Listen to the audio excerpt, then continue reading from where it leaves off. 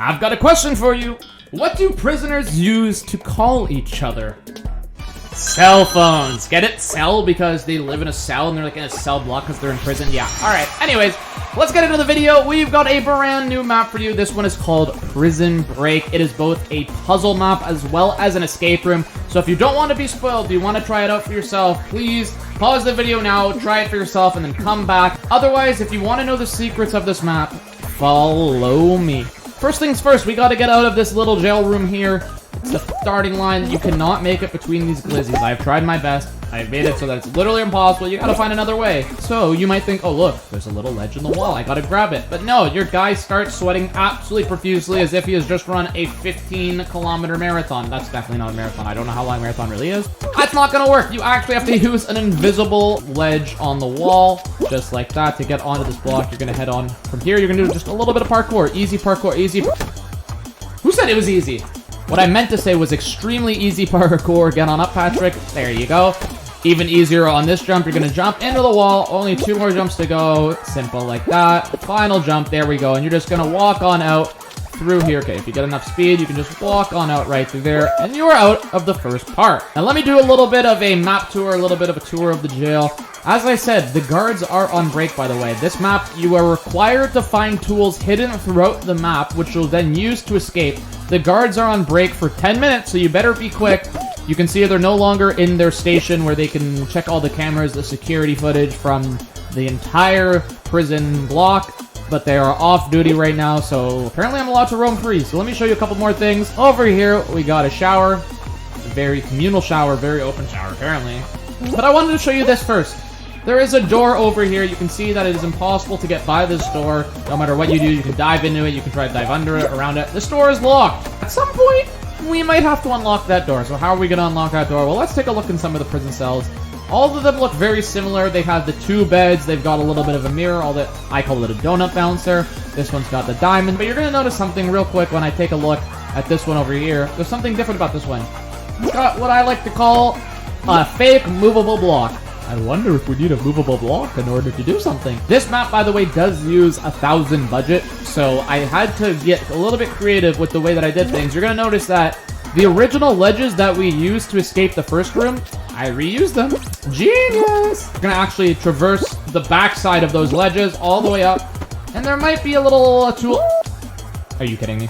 What I meant to say is that there might be a little tool waiting for you at the top. Maybe a block. I don't know. That would make sense, wouldn't it? Hang on a sec. What is that?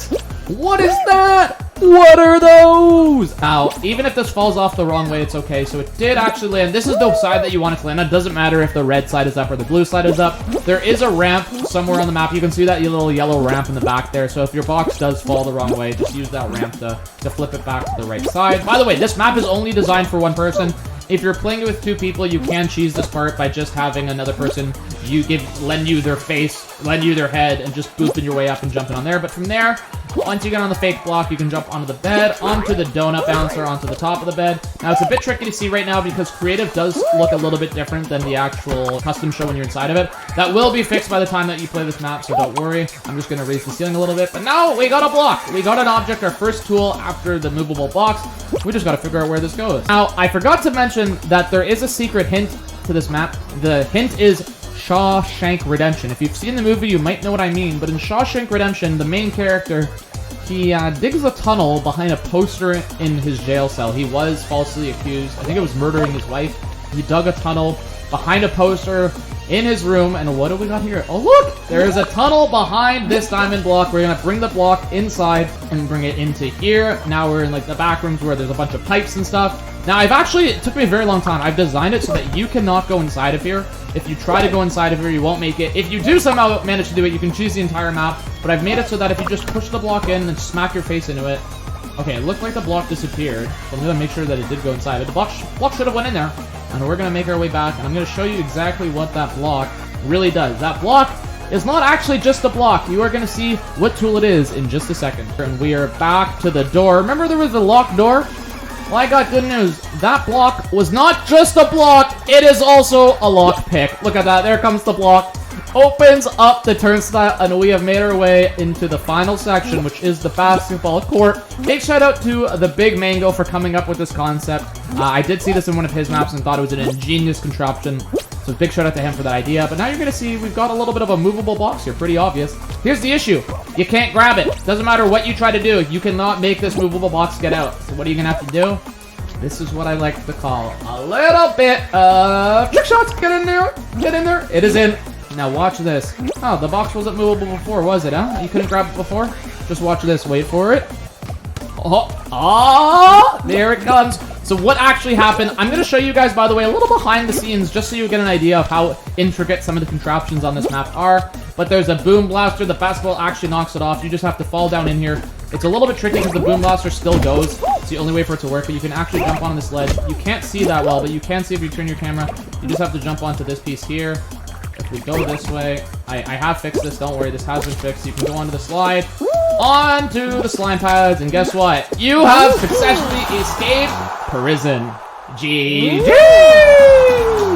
Alright, we have hopped into creative mode, and I'm going to show you how some of these contraptions work, alright? So first things first, I think what all of you are probably wondering is how in God's green earth did I get this door to work? So you can see that the door, it's not possible to open it because you'll notice that behind the door there's this block. So if you ever try to push it towards this direction, it will get blocked by this block. However, if at any point you push it this way, you can see that there's a little bit of space between this top piece that I'll jump into, this piece here. There's a little bit of space between that and this block. So if you push it forward, that block comes down and hits it there. So now the question is, how do we get it to rotate this way? Well, the equivalent of pushing that block as we did would also be to just push this top piece, which is kind of hard to see. I don't know if I'll be able to see it. This top piece, if you jump into it, that would push it down so that the back piece, if I can find it, the back piece would then come down, pushing this one forward, and it would rotate towards this direction, and it would open up a little bit. So we just need to get a piece to do that. So that block is actually going on a journey. Remember when we put that block in the wall? I'm going to give you an example. So let me remove the block that's over here. We're going to just grab it for a second. We're going to go into our sneaky little room. So here's the sneaky little room that we built. It's kind of hard to see. So that you would put the block into that hole, right? What happens is once that block goes into the hole, let me show you. So let's just spawn the block behind it. If we just let it drop in there, you'll see it takes this conveyor, and it's going to go all the way down towards that way. It's going to get blown up by a fan, hit another fan so that it starts its journey towards the door. So it goes in there, it goes towards the door. I'm going to just respawn over here so you can see it from this angle. So as you can see, the block did make its way through here. Then it's going to fall down onto a conveyor piece. The conveyor piece is pushing it towards that side of the turnstile, opening the door so that we can get through. Now, I'm sure many of you are wondering, how in God's green earth did I do this block piece? So the key is for this block piece, if I actually go down underneath it, I can show you the contraption. So once the ball goes into the basket, it goes down into the hole onto this conveyor belt. The conveyor takes it back towards our piece over here. There's a boom blaster. I've put some ramps to center the ball, and as well this conveyor so that it consistently pushes it towards the center of that movable block. It is actually just being held up by a upside down flag. I tried to use the flag because it had the smallest surface area so that the ball wouldn't bang into it as much, so it would just go straight into the box. So the ball is going to come through here, gets hit by the boom blaster, and then should bounce the block up. Let's just show you an example.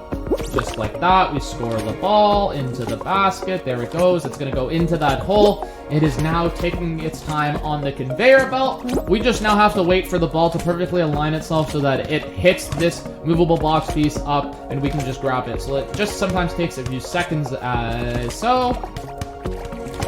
There we go. It hit it up. We were able to grab it. Then you just have to jump back and get out of its way. Now you just have to time it and make it to the end and slide your way out. So this has been Prison Break, a brand new puzzle escape room by me. Comment down below what map you would like me to see next if you want me to do another video breaking down how I build my maps. But I do appreciate you checking this one out. This has been your boy Mutzaballs. I used to say be kind to one another, but I realized that was Ellen's thing and she got canceled. So as I always say, don't be mean.